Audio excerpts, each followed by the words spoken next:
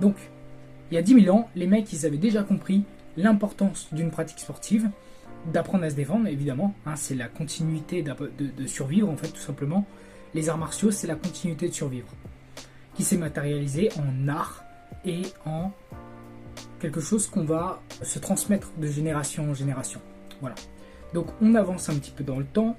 Arts martiaux, tout ça du côté des Asiatiques. Et du côté européen, donc on avance un petit peu dans le temps, les Grecs, eux, ont créé les Jeux Olympiques à partir de mouvements qu'on effectuait à la guerre, qui se sont transformés donc de mouvements qu'on effectuait dans la guerre à des mouvements sportifs, des rituels, tous les ans, il y avait des spectacles, et aujourd'hui il y a toujours le truc olympique là.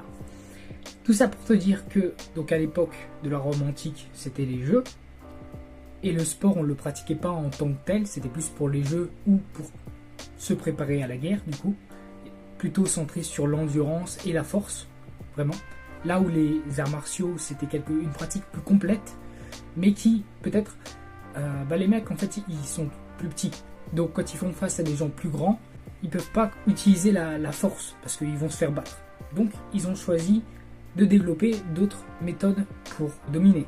Donc en devenant plus souple, en devenant plus agile à travers la coordination et à travers l'équilibre et la proprioception, le fait de sentir son environnement. Là, je touche mon nez sans regarder mon menton grâce à la proprioception. Okay, donc les Asiatiques, c'était plus ça pour dominer.